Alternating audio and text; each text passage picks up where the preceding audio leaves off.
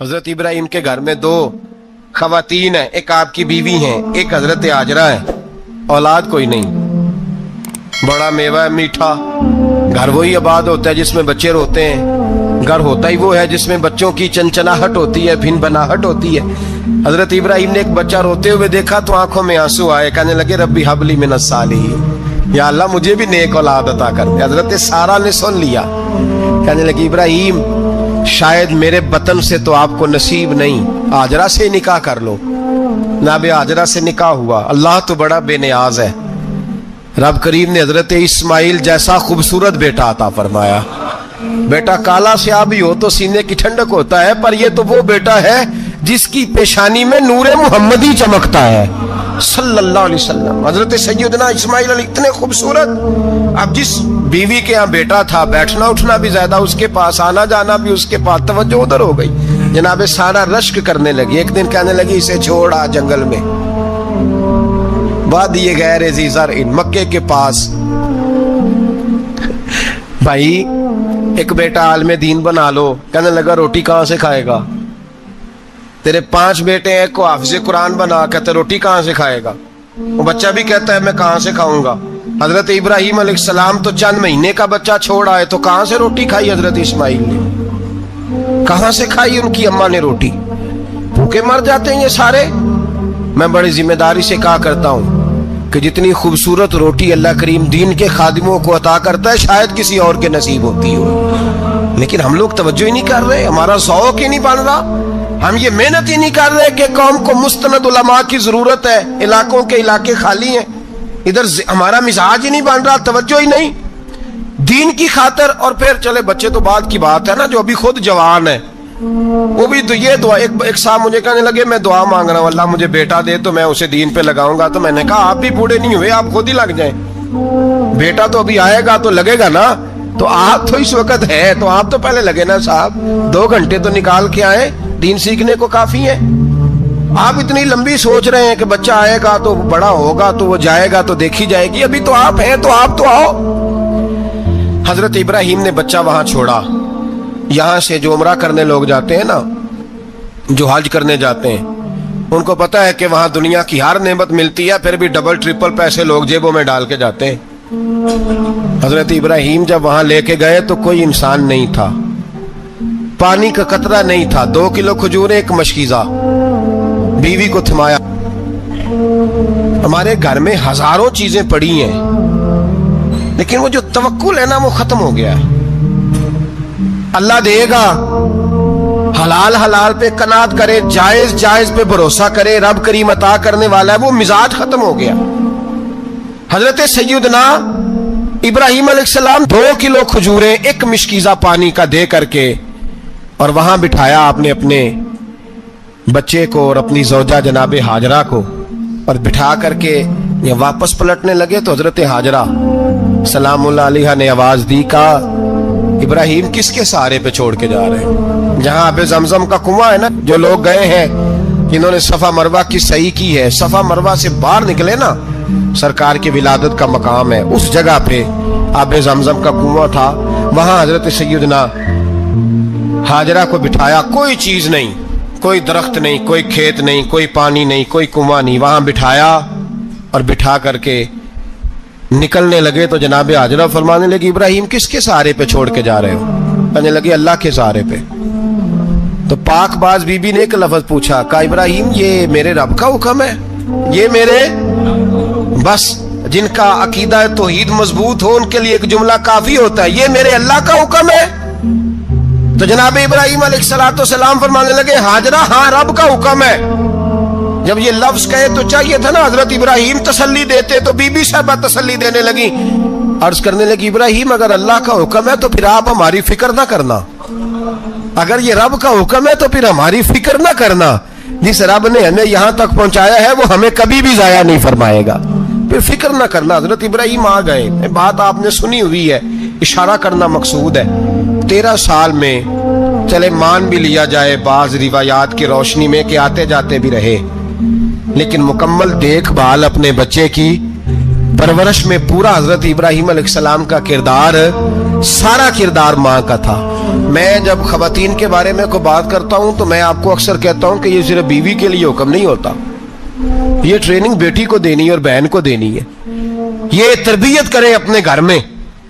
मैं तजर्बे की रोशनी में ये बात अर्ज किया करता हूं कि भाई, बच्चे बाप के फर्मा बरदार उस वक्त होते हैं जब अम्मा उन्हें बाप का फर्मा बरदार करती है, और बच्चे बाप के नाफरमान भी तब होते हैं जब अम्मा उन्हें बाप का। मैंने अपने कानों से सुना, एक दफा एक बच्चा अपने बाप से कह रहा है, आपने तो सारी जिंदगी बाहर गुजार दी, पैसे कमाना कौन सा मुश्किल काम है, दुख सुख तो सारे अम्मा ने बर्दाश्त किए, स्कूलों में वो जाती थी, फलाना काम वो करती थी, फलाना काम। अब ये सोच उसकी जाती तो नहीं, ये उसको दी गई है।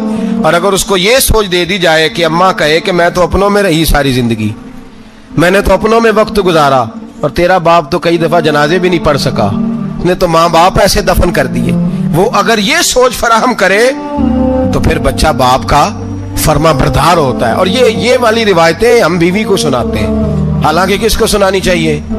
बोलिए, बहन और बेटी को। बहन और बेटी को सुनाएं ये बातें, उनको समझाएं, ताकि आगे जाके वो जो घर तरतीब दे वो घर बड़ा उम्दा और निखरा हुआ हो। हजरत सैयदना इब्राहिम 13 साल के बाद आए, चूंकि घर में अल्लाह तबारक व तआला की दोस्ती का चर्चा था, अल्लाह तबारक व तआला की महबूबियत का गलबा था। 13 साल के बाद फलम्मा बालगा मा हुसा, या बेटा जब इतना बड़ा हुआ कि साथ चलने लगा, तो हजरत इब्राहिम ने अपने बेटे को बुला के कहा, बेटा मुझे ख्वाब आई है, मैं तुझे ज़िबा कर रहा हूँ, तेरी क्या रजा है? तो हजरत इस्माइल कहने लगे, या अबती फ़अल मा तुअमर, अब्बा जी अल्लाह जैसे हुक्म देता है मेरे साथ वैसे ही करें, जैसे अल्लाह हुक्म देता है वैसे ही, बोलिए, वैसे ही करें।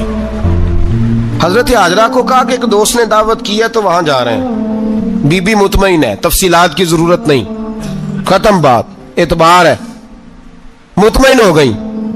शैतान पीछे से आया अम्मा के पास, जरा थोड़ी देर के लिए तसव्वुर जमाइए, यहां तो पड़ोसन आके कोई बात बता देती है खावंद के बारे में तो कई महीने झगड़ा जारी रहता है, पड़ोसन मल्लेदार। शैतान ने आके बताया, लफ्ज क्या है? कहा, हाजरा तुम्हें पता है कहां जा रहे हैं? कहा, दोस्त की दावत में। तो कहने लगे, दोस्त कौन है? रब करीम। और इब्राहिम का ख्याल है कि उस रब ने मुझे हुक्म दिया है कि मैं ज़िबा करूं। तो हजरत हाजरा कहने लगी, कभी बाप भी बेटा ज़िबा करते हैं? तो शैतान कहने लगा, उनका ख्याल है कि उनके रब ने हुक्म दिया है। तो जनाब हाजरा फरमाने लगी, अगर रब ने हुक्म दिया तो फिर तू मुझे शैतान लगता है, तू मुझे शैतान लगता है। का क्या मतलब? फरमाने लगी, अगर रब करीम का हुक्म है तो मेरे पास एक इस्माइल है, अगर 1000 भी होते मैं सारे अल्लाह के रास्ते में पेश कर दे देती। मालिक का ही तो है सारा कुछ, उसी का है, इसमें लैतुल अल्लाह की क्या गुंजाइश? हजरत सैयदना इब्राहिम अलैहिस्सलाम ने बेटे के हलक पे छुरी रख भी दी और छुरी चला भी दी, रख भी दी, और वो तो अल्लाह करीम ने फरमाया, या इब्राहिम कद सदक़्ता रुया, इब्राहिम तूने ख्वाब सच्चा कर दिखाया, वो क़यामत तक तेरा नाम रहेगा। हजरत इब्राहिम ने वतन भी दिया, जान भी दी, बेटा भी, अल्लाह करीम ने दुम्बे दिए, फरमाया ये फिदिया है।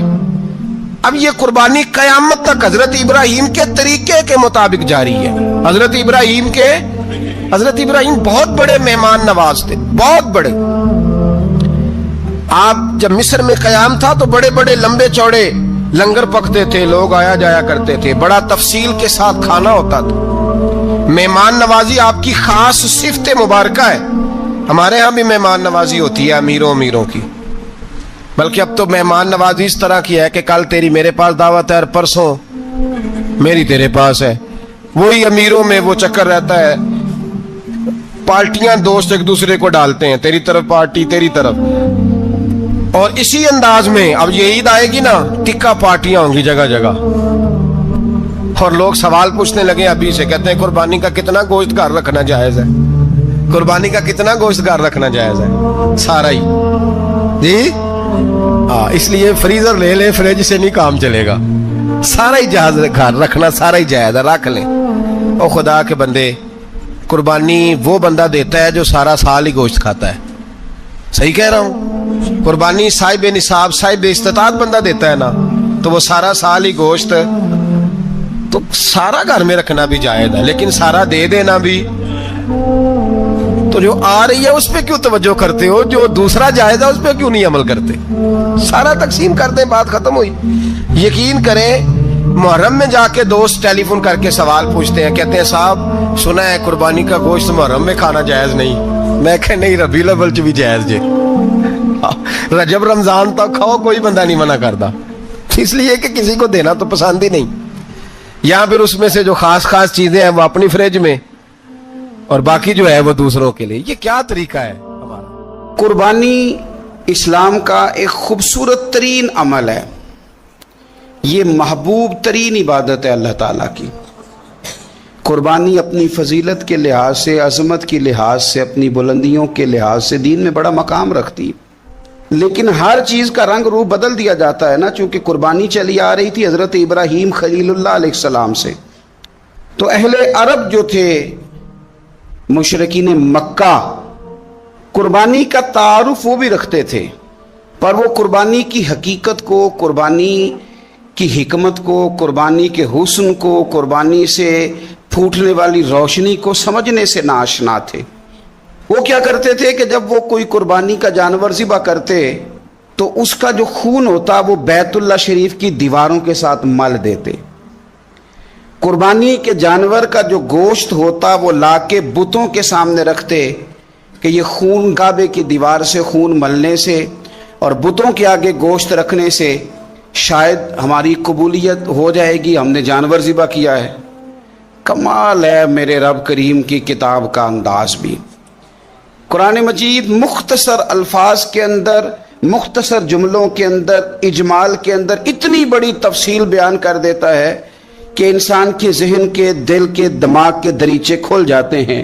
اللہ کھانے پینے سے پاک ہے، بے نیاز ہے مالک۔ رب کریم نے فرمایا لن ینال اللہ لحومہا، فرمایا ہرگز نہیں پہنچتا اللہ کی بارگاہ میں تمہارا گوشت، ولا دماؤہا، اور نہ ان کے خون، نہ اس جانور کا گوشت اللہ کی بارگاہ میں پہنچتا ہے، نہ خون پہنچتا ہے، تو مالک پہنچتا کیا ہے؟ ولیکن ینالہ التقوی منکم، بلکہ رب کی بارگاہ میں تو تمہارے دلوں کا تقوی پہنچتا ہے۔ تمہارے دل میں کیا ہے، تم اپنے رب کی رضا کتنی چاہتے ہو، یہ بات جاتی ہے۔ گوشت اور خون تو یہاں رہ گیا، فرمایا نہ اللہ کی بارگاہ میں خون پہنچ رہا ہے جانور کا، نہ گوشت پہنچ رہا ہے، دل کا تقوی پہنچ رہا ہے۔ معنی کیا ہے کہ جانور خریدتے وقت بھی اپنے دل سے پوچھ لینا تیرا دل کیا کہتا ہے، نیت کس سے جانور تو لے رہا ہے، تیرا ارادہ کیا ہے، اور جب تو ذبح کرے تو بھی اپنے دل پہ توجہ رکھ، تیرے دل میں اس کے لیے کیا ہے، تیرے دل کے اندر تقوی کتنا ہے، اللہ کی رضا حاصل کرنے کا جذبہ کتنا ہے۔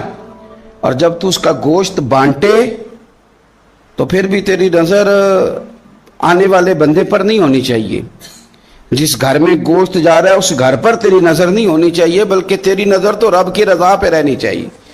اللہ کی بارگاہ میں جو چیز جائے گی وہ دل کا تقوی جائے گا، اپنے دل پر محنت کی جائے، دل کی خواہشات، دل کی نیتوں کو، ارادوں کو صحیح کیا جائے۔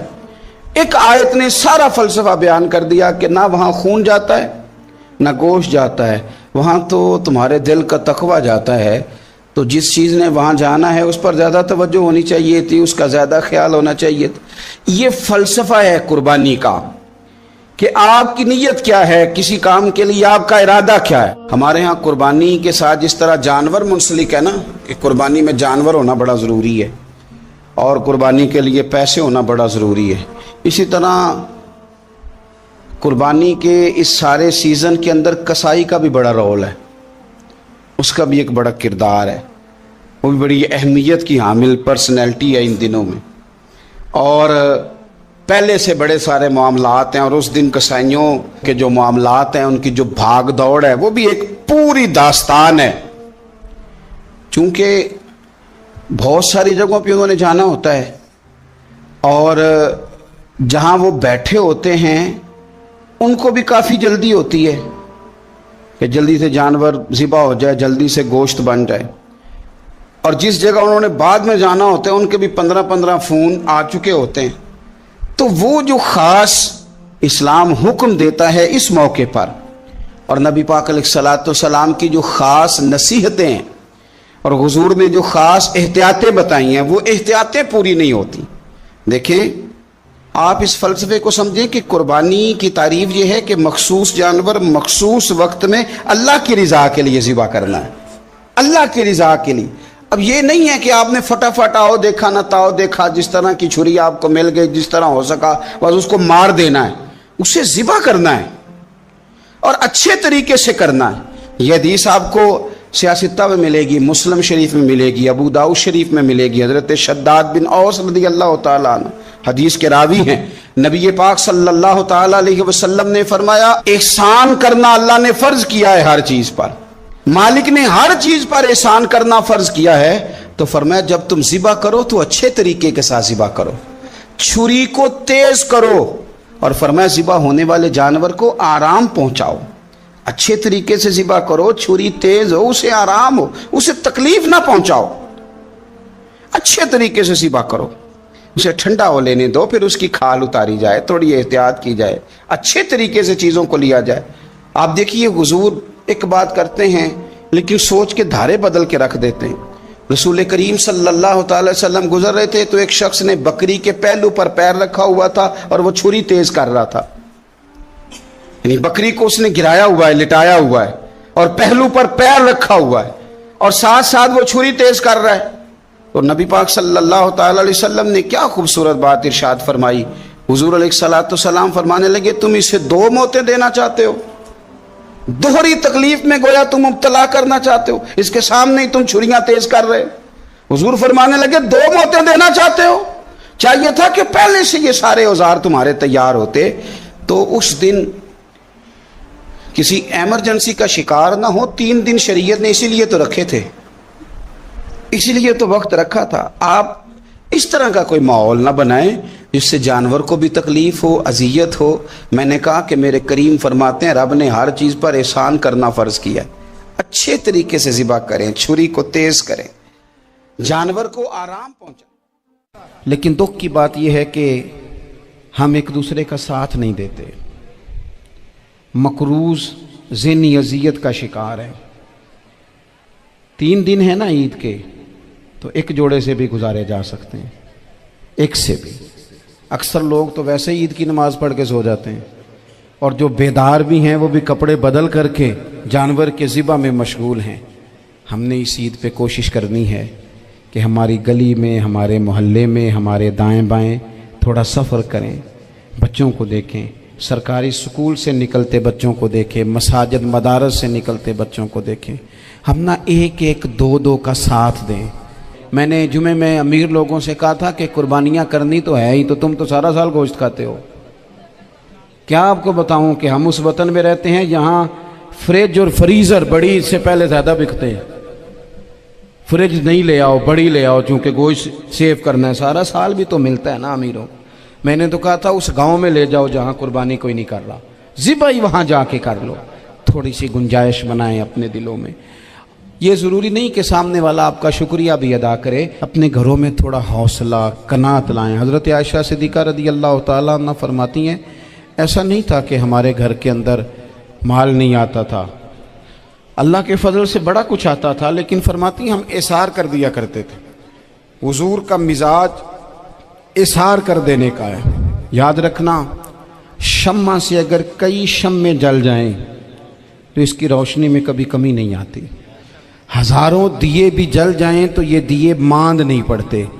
مہنگائی بڑی زور کی ہو گئی، غریب آدمی کی آزمائش بڑھ گئی. ہمیشہ مہنگائی سے غریب لوگ متاثر ہوتے ہیں. امیروں کی تو چیزیں مہنگی ہو جاتی ہیں، وہ تو سنگل انہوں نے جمع کی ہوتی ہیں، مہنگی ہوتی ہیں تو ڈبل میں بیچتے ہیں. غریب پستا ہے. لیکن دکھ کی بات یہ ہے کہ ہم ایک دوسرے کا ساتھ نہیں دیتے. مقروض ذہنی اذیت کا شکار ہے. 3 دن ہے نا عید کے، تو ایک جوڑے سے بھی گزارے جا سکتے ہیں، ایک سے بھی. اکثر لوگ تو ویسے ہی عید کی نماز پڑھ کے سو جاتے ہیں اور جو بیدار بھی ہیں وہ بھی کپڑے بدل کر کے جانور کے ذبح میں مشغول ہیں. ہم نے اس عید پہ کوشش کرنی ہے کہ ہماری گلی میں، ہمارے محلے میں، ہمارے دائیں بائیں تھوڑا سفر کریں، بچوں کو دیکھیں، सरकारी स्कूल से निकलते बच्चों को देखें, मसाजिद मदारस से निकलते बच्चों को देखें, हम ना एक एक दो दो का साथ दें। ये जितनी सियासी जमातें काम कर रही हैं, जिनकी हुकूमत थी, जिनकी है, पता नहीं कल किसकी आएगी, मैं तो ज़ाती तौर पर इनसे पूरा मायूस हूँ। मुझे तो नहीं लगता कि जितने लोग आज तक हुकूमत कर चुके हैं, बार बार आते हैं या पिछली हुकूमत गई है, इनके पास कोई प्लान ही नहीं है। ये तो बेचारे एक दूसरे की टांगें खींचने के अलावा ना कुछ कर सके हैं, ना उम्मीद है कुछ करेंगे। लेकिन गरीब की तकलीफ़ बढ़ गई है। मेरे पास 20 लोग आते हैं, आते तो वो दुआ का कहने हैं, आते तो सिर्फ ये बताने हैं कि इस मुश्किल में हूँ, दुआ करना। लेकिन दोस्तों, लोगों की बातें सुन के बड़ी तकलीफ़ होती है। हम क्या किसी की मदद कर सकते हैं? हमारे लिए तो मदारस चलाने मुश्किल हैं, लेकिन लोग अज़ियत का शिकार हैं। ज़हनी कर्ब के नीचे लोग आ गए, इतनी बड़ी अज़ियतें खड़ी कर दी गई हैं। थोड़ा थोड़ा देखो, 2 का खाना 3 भी तो खा ही सकते हैं ना, 3 का खाना 4 भी तो खा ही सकते हैं ना। मेरे महबूब ने हमें ये नहीं कहा था ज़्यादा गोश्त पकाना, बल्कि रसूल पाक ने तो रंग ही बड़ा सादा दिया है। करीम ने फरमाया, आयशा शोरबा ज़रा ज़्यादा कर लो, पड़ोसियों को भी सालन दे देंगे, थोड़ा शोरबा ज़्यादा कर लो, इसी को बढ़ा लो, थोड़ा शोरबा बढ़ा लें, थोड़ा थोड़ा एक दूसरे की मदद करें, दस्त शफ़क़त रखें। गलियों में सुनसान लोग, अब तो लोग एक दूसरे से दुख भी नहीं कहते, वो कहते हैं देना किसी ने है कुछ नहीं, और तमाशा अलग से बन जाएगा। दोस्तों, हमने खुद एक दूसरे का हाथ बटाना है। जो लोग साहिब सरबत हैं, देखो एक ही बाप की औलाद होती है, एक को अल्लाह बड़ा नवाज देता है, 2-3 कमज़ोर रह जाते हैं, उसको चाहिए वो दूसरों पे दस्ते शफ़क़त रखे। एक गली में सारे लोग एक ही कबीले के, एक ही इलाके के, एक आगे निकल गया है, उसे चाहिए वो दूसरों का ख्याल करे। अजीज़ भाइयों, हमने इस कमर तोड़ महंगाई के दौर में, मैंने जुमे में अमीर लोगों से कहा था कि कुर्बानियाँ करनी तो है ही, तो तुम तो सारा साल गोश्त खाते हो। क्या आपको बताऊं कि हम उस वतन में रहते हैं यहाँ फ्रिज और फ्रीज़र बड़ी इससे पहले ज़्यादा बिकते हैं। फ्रिज नहीं ले आओ, बड़ी ले आओ, चूँकि गोश्त सेव करना है, सारा साल भी तो मिलता है ना अमीरों। मैंने तो कहा था उस गांव में ले जाओ जहाँ कुर्बानी कोई नहीं कर रहा, ज़िबा ही वहाँ जाके कर लो। थोड़ी सी गुंजाइश बनाएं अपने दिलों में। ये ज़रूरी नहीं कि सामने वाला आपका शुक्रिया भी अदा करे। हज़रत आयशा सिद्दीक़ा रज़ी अल्लाह तआला अन्हा, अम्मा जी एक कनीज़ रखी हुई थी, हज़रत उस्मान गनी ने दी थी कि आपकी खिदमत करेंगी। तो वो कनीज़ कहती है कि अम्मा जी तो मेरी भी रोटियां पका देती थी, वो तो मेरे लिए भी खाने का अहतमाम कर देती थी, लेकिन कोई दरवाज़े पे अगर मांगने आता तो हज़रत आयशा सिद्दीक़ा मुझे कहती इसे खैरात दे आओ। तो मैं कहती अम्मा जी ये काम तो लोग दौड़ के करते हैं और आप ये मुझे कह रही है मैं कर दूँ? तो हज़रत आयशा फरमाती जब कोई बंदा किसी को देता है तो वो शुक्रिया अदा करता है। मैं चाहती हूँ वो शुक्रिया भी तेरा ही अदा कर जाए, मैंने जो अजर लेना है वो रब की बारगाह से लेना है। तो मेरे भाई, अपनी ज़िंदगी में थोड़ा सा तो दिल बड़ा करें, थोड़ी थोड़ी गुंजाइश पैदा करें। और ये ज़रूरी नहीं कि उस बंदे का आपसे बड़ा अच्छा सलूक ही हो, ना भी हो उस गरीब का सलूक अच्छा, तो बाज़-औक़ात बंदा गरीबी में तल्ख़ भी तो हो ही जाता है ना। बाज़-औक़ात इंसान पे गुर्बत ज़्यादा आ जाए तो उसकी तबीयत भी तो, बीमार आदमी सख्त भी तो हो जाता है। तो मेरी आपसे ये गुजारिश है कि ये जो दिन चल रहे हैं वो हमारे यहाँ हमारे हुक्मरान कहते हैं मज़ीद सख्त फ़ैसले करने पड़ेंगे।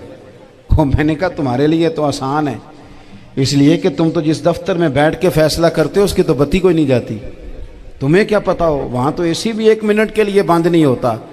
ये तो उससे पूछो बाप से कि जो ईद से पहले अपनी बीवी से मशवरा कर रहा है कि ईद आ गई है, अगर बेटी के घर कपड़े ना भेजे तो उसकी सास बातें करेगी।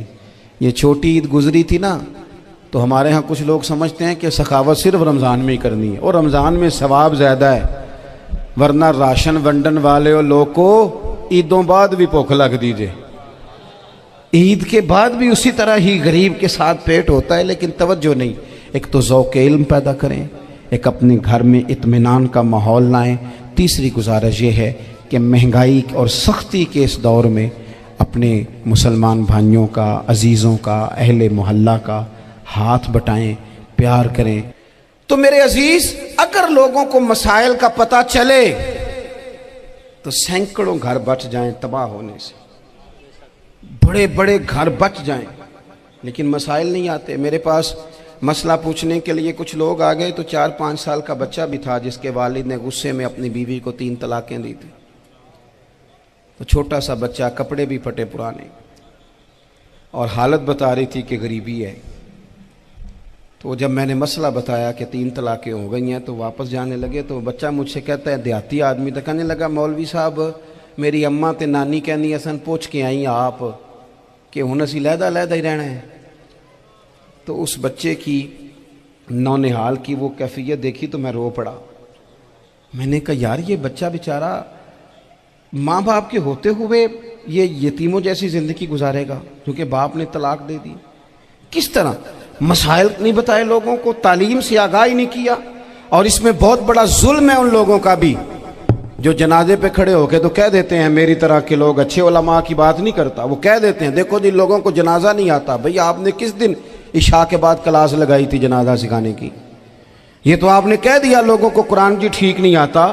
تو یہاں تو بیچاری بیویاں جن کو صحیح پڑھنا نہیں آتا وہ مشن بنا لیتی ہیں کہ میں نے اتنے 100 کو قرآن پاک پڑھانا ہے، بیوہ ہو گئی ہوں، طلاق یافتہ ہو گئی ہوں، ساری زندگی قرآن پڑھاؤں گی. ہم کیوں یہ مشن نہیں بناتے؟ کیوں اس طرف سفر نہیں کرتے؟ ایک تو دینی معلومات میں، دینی علوم میں اپنے آپ کو لگائیں اور ذوق پیدا کریں کہ جو چیزیں مجھے نہیں آتی میں نے وہ سیکھنی ہے، جو معاملات مجھے نہیں آتے میں نے ان کی طرف سفر کرنا ہے. ایک تو اپنا یہ مزاج بنائیں. اور جب آپ دینی علوم سیکھتے ہیں تو پتہ ہے کون سا منظر قائم ہوتا ہے؟ منظر وہ بنتا ہے کہ حضرت ابو ہریرہ بھی دین سیکھا کرتے تھے، حضرت عبداللہ ابن عمر بھی اصحاب صفہ میں رہا کرتے تھے، حضرت انس بن مالک بھی رہا کرتے تھے. اور ایسا منظر بنتا ہے کہ حضرت سیدہ خدیجہ الکبریٰ رضی اللہ تعالیٰ عنہ فرماتی ہیں سیدہ فاطمہ حضور کی گود میں بیٹھی ہوتی تھی اور نبی پاک سے باتیں پوچھتی تھی اور حضور انہیں بتا رہے ہوتے تھے. سیدہ عائشہ حضور سے دین کی باتیں پوچھتی. چوتھا حصہ ہماری فقہ کے اصول حضرت فاطمہ کی، حضرت عائشہ صدیقہ کی مرویات پر مبنی ہیں. اگر ہماری بچیاں چھوڑ دیں ڈائجسٹ پڑھنا، چھوڑ دیں ادھر ادھر کی مووی دیکھنا اور وہ کتاب و سنت پر آ جائیں تو بہت سارے مسائل ایسے ہیں جو الجھنے سے پہلے ہی سلجھے ہوئے ہوں. دینی تعلیم کا مزاج اور ذوق. اور دوسری آیت کریمہ میں نے تلاوت کی، اللہ کریم نے قرآن مجید میں فرمایا یا ایھا الذین آمنوا قوا انفسکم واہلیکم نارا، اے ایمان والو خود بھی دوزخ کی آگ سے بچو اور اپنے گھر والوں کو بھی بچاؤ. او والد، وہ ماں جو بچوں کو بھوک سے بچانے کے لیے محنت کرتی ہے، ان کو مایوسی سے بہت سارے ماں باپ ایسے ہوتے ہیں جن کے پاس کپڑے لینے کے پیسے نہیں ہوتے عید پہ. کیوں؟ اذان شروع ہوگی جی. عزیز بھائی، جس طرح ہم اپنے بچوں کو دیکھیں، بہت سارے ماں باپ کے پاس گنجائش نہیں ہوتی، لیکن اس نیت سے کہ بچوں کے دل ٹوٹ جائیں گے، عید پہ کیسے گزارا کریں گے، مشکل سے بھی کپڑے خرید کے دیتے. اس طرح ہم اپنے بچوں کو بھوک سے، پیاس سے، مایوسی سے بچاتے ہیں. اس طرح ہمارے رب نے ہمارے ذمے لگایا ہے کہ تم اپنے بچوں کو کوشش کرو دوزخ کی آگ سے بچانے کی. حضرت عمر فاروق رضی اللہ تعالیٰ عنہ نے عرض کیا تھا یا رسول اللہ صلی اللہ تعالیٰ علیہ وسلم، اس آیہ کریمہ کا معنی کیا ہے؟ تو محبوب کریم علیہ السلام نے فرمایا عمر، جن چیزوں کا اللہ تمہیں حکم دیتا ہے تم اپنے گھر والوں کو ان چیزوں کا حکم دو، جن چیزوں سے رب رسول تمہیں منع کرتے ہیں اپنے گھر والوں کو ان سے روکو، اپنے گھر کے اندر نفاذ دین کرنے کی کوشش کرو. میرے بھائی، بہت زیادہ آزمائش ہے ہمارے گھروں میں، بے چینیاں ہیں، اضطراب ہے، بچوں میں سختی ہے، بہن بھائی ایک دوسرے کے ساتھ لڑتے ہیں، مزاجوں میں تلخی آ گئی. کیوں بھلا؟ اس لیے کہ ماں باپ کو جو بہترین کردار اور جو حسین طریقہ گھر میں اپنانا چاہیے تھا، بچے تقریر باہر سے سنتے ہیں لیکن وہ فالو اپنے ماں باپ کو کرتے ہیں. اگر ماں باپ میں حوصلہ ہو، صبر ہو، اطمینان ہو، خودداری ہو، تھوڑے پر گزارا کرنے کا مزاج ہو. دیکھیں نا، آج ڈپریشن ہے، ٹینشن ہے، پینکس اٹیکس ہیں، بڑی ساری چیزیں آ گئی ہیں. کیوں بھلا؟ صبر نہیں، تحمل نہیں، بردباری نہیں. آزمائے. ایک دن ایک بچہ میرے پاس آ گیا مدرسے کا اور آ کے وہ رونے لگا. میرے گھر والے کہنے لگے کھانا چھوڑ دیں، پہلے اس کی بات سن لے. میں نے کہا پتر کیا ہوا؟ کسی نے مارا ہے؟ کسی استاد نے؟ کہنے لگے نہیں حضرت، घर फ़ोन किया था तो मेरी अम्मा और अब्बा की लड़ाई हो रही है। बच्चा कांप रहा है, टांगे कांप रही हैं। मैंने कहा क्या हो क्या गया तुम्हें पुत्र, लड़ाई हो रही है तो घरों में हो ही जाती है। कहने लगे नहीं, आपको पता नहीं, वो बड़ा सख्त लड़ते हैं। मेरे वालिद जब मेरी वालदा को मारने के लिए आगे बढ़ते हैं तो हम सारे चारपाइयों के नीचे छुप जाते हैं, हमें खौफ आता है, वो मंजर खतरनाक होता है। ये कौन तकलीफ दे रहा है अपने बच्चों को? यहाँ बैठे हमारे यहाँ मीलों दूर रहते थे उसके घर वाले, तो वो तकलीफ में था, तो घर में क्या कैफियत होगी? अगर हौसला हो, सब्र हो, कनात हो, अल्लाह के दिए हुए थोड़े रिस्क पर हमें राजी रहना आता हो, हमारे घरों में सुकून आए, इत्मीनान आए, हम जो ज़िंदगी बड़ी खुशी खुशी गुजार सकते हैं। हमारे मिजाजों का लालच, हमारी तबीयतों की बेराह रवी, हमारी झूठी अना का बुत, उन सारी चीज़ों को ख़त्म कर देता है। अपनी ज़िंदगी के अंदर अगर हम वो किरदार अपने बच्चों को दें, थोड़ा शोरबा बढ़ा लें, थोड़ा थोड़ा एक दूसरे की मदद करें, दस्त शफ़क़त रखें। गलियों में सुनसान लोग, अब तो लोग एक दूसरे से दुख भी नहीं कहते, वो कहते हैं देना किसी ने है कुछ नहीं, और तमाशा अलग से बन जाएगा।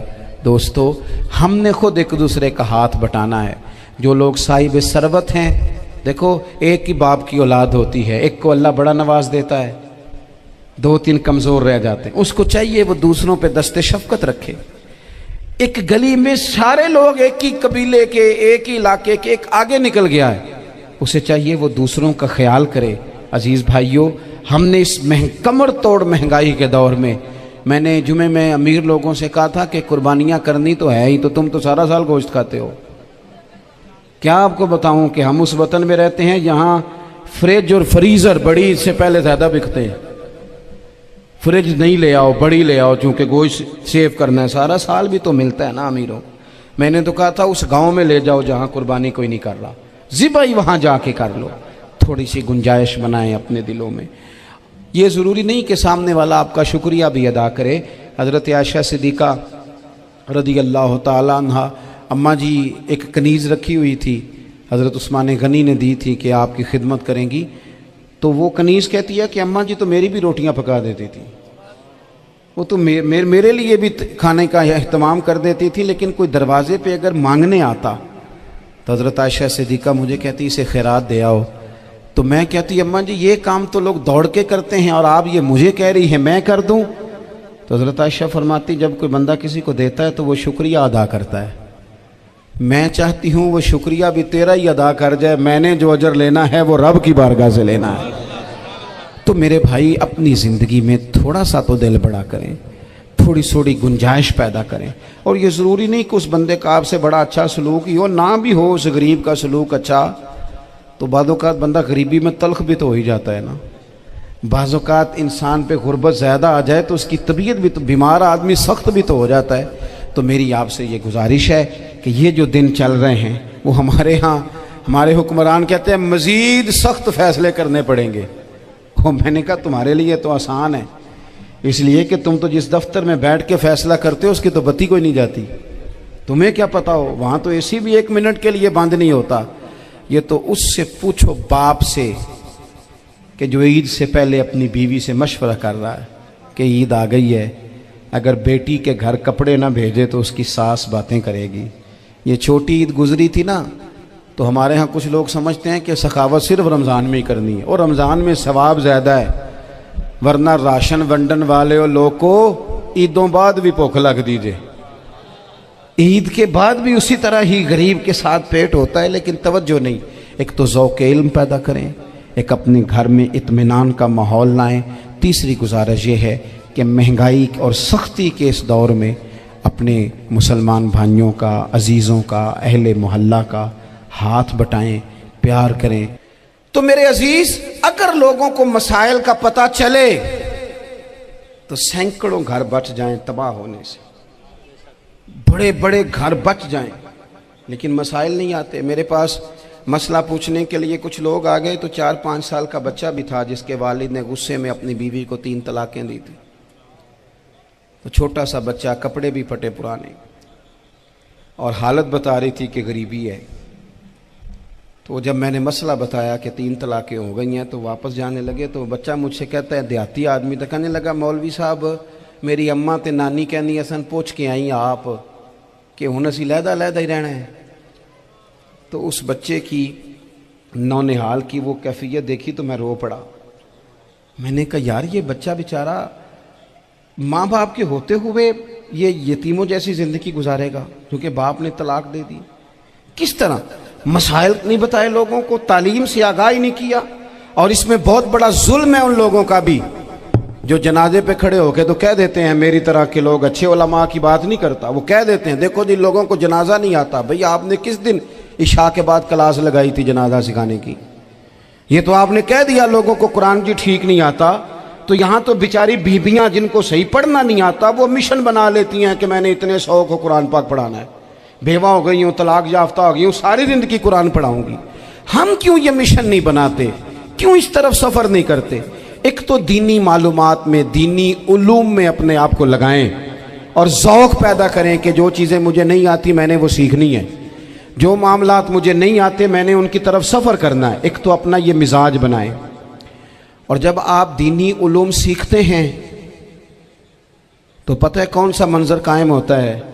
منظر وہ بنتا ہے کہ حضرت ابو ہریرہ بھی دین سیکھا کرتے تھے، حضرت عبداللہ ابن عمر بھی اصحاب صفہ میں رہا کرتے تھے، حضرت انس بن مالک بھی رہا کرتے تھے، اور ایسا منظر بنتا ہے کہ حضرت سیدہ خدیجہ الکبریٰ رضی اللہ تعالیٰ عنہ فرماتی ہیں سیدہ فاطمہ حضور کی گود میں بیٹھی ہوتی تھی اور نبی پاک سے باتیں پوچھتی تھی اور حضور انہیں بتا رہے ہوتے تھے۔ سیدہ عائشہ حضور سے دین کی باتیں پوچھتی۔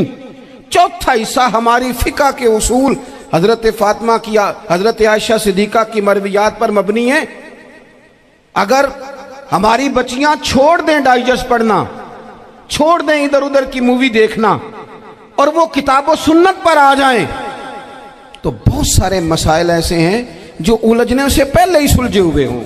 دینی تعلیم کا مزاج اور ذوق۔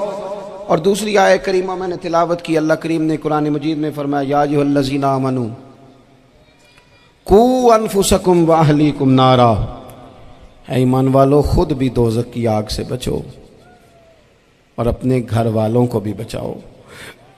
او والد، وہ ماں جو بچوں کو بھوک سے بچانے کے لیے محنت کرتی ہے، ان کو مایوسی سے بہت سارے ماں باپ ایسے ہوتے ہیں جن کے پاس کپڑے لینے کے پیسے نہیں ہوتے عید پہ۔ کیوں؟ اذان شروع ہوگی جی۔ عزیز بھائی، جس طرح ہم اپنے بچوں کو دیکھیں، بہت سارے ماں باپ کے پاس گنجائش نہیں ہوتی، لیکن اس نیت سے کہ بچوں کے دل ٹوٹ جائیں گے، عید پہ کیسے گزارا کریں گے، مشکل سے بھی کپڑے خرید کے دیتے۔ اس طرح ہم اپنے بچوں کو بھوک سے، پیاس سے، مایوسی سے بچاتے ہیں۔ اس طرح ہمارے رب نے ہمارے ذمے لگایا ہے کہ تم اپنے بچوں کو کوشش کرو دوزخ کی آگ سے بچانے کی۔ حضرت عمر فاروق رضی اللہ تعالیٰ عنہ نے عرض کیا تھا یا رسول اللہ صلی اللہ تعالیٰ علیہ وسلم، اس آیہ کریمہ کا معنی کیا ہے؟ تو محبوب کریم علیہ السلام نے فرمایا عمر، جن چیزوں کا اللہ تمہیں حکم دیتا ہے تم اپنے گھر والوں کو ان چیزوں کا حکم دو، جن چیزوں سے رب رسول تمہیں منع کرتے ہیں اپنے گھر والوں کو ان سے روکو، اپنے گھر کے اندر نفاذ دین کرنے کی کوشش کرو۔ میرے بھائی، بہت زیادہ آزمائش ہے ہمارے گھروں میں، بے چینیاں ہیں، اضطراب ہے، بچوں میں سختی ہے، بہن بھائی ایک دوسرے کے ساتھ لڑتے ہیں، مزاجوں میں تلخی آ گئی۔ کیوں بھلا؟ اس لیے کہ ماں باپ کو جو بہترین کردار اور جو حسین طریقہ گھر میں اپنانا چاہیے تھا، بچے تقریر باہر سے سنتے ہیں لیکن وہ فالو اپنے ماں باپ کو کرتے ہیں۔ اگر ماں باپ میں حوصلہ ہو، صبر ہو، اطمینان ہو، خودداری ہو، تھوڑے پر گزارا کرنے کا مزاج ہو۔ دیکھیں نا، آج ڈپریشن ہے، ٹینشن ہے، پینکس اٹیکس ہیں، بڑی ساری چیزیں آ گئی ہیں۔ کیوں بھلا؟ صبر نہیں، تحمل نہیں، بردباری نہیں۔ آزمائے۔ ایک دن ایک بچہ میرے پاس آ گیا مدرسے کا اور آ کے وہ رونے لگا۔ میرے گھر والے کہنے لگے کھانا چھوڑ دیں، پہلے اس کی بات سن لے۔ میں نے کہا پتر کیا ہوا؟ کسی نے مارا ہے کسی استاد نے؟ کہنے لگے نہیں حضرت، گھر فون کیا تھا تو میری اماں اور ابا کی لڑائی ہو رہی ہے۔ بچہ کانپ رہا ہے، ٹانگیں کانپ رہی ہیں۔ میں نے کہا کیا ہو کیا گیا تمہیں پتر؟ لڑائی ہو رہی ہے تو گھروں میں ہو ہی جاتی ہے۔ کہنے لگے نہیں، آپ کو پتہ نہیں، وہ بڑا سخت لڑتے ہیں، मेरे वालिद जब मेरी वालदा को मारने के लिए आगे बढ़ते हैं तो हम सारे चारपाइयों के नीचे छुप जाते हैं, हमें खौफ आता है, वो मंजर खतरनाक होता है। ये कौन तकलीफ दे रहा है अपने बच्चों को? यहाँ बैठे हमारे यहाँ मीलों दूर रहते थे उसके घर वाले, तो वो तकलीफ में था, तो घर में क्या कैफियत होगी? अगर हौसला हो, सब्र हो, कनात हो, अल्लाह के दिए हुए थोड़े रिस्क पर हमें राजी रहना आता हो, हमारे घरों में सुकून आए, इत्मीनान आए, हम जो ज़िंदगी बड़ी खुशी खुशी गुजार सकते हैं, हमारे मिजाजों का लालच, हमारी तबीयतों की बेराह रवी, हमारी झूठी अना का बुत, उन सारी चीज़ों को ख़त्म कर देता है। अपनी ज़िंदगी के अंदर अगर हम वो किरदार अपने बच्चों को दें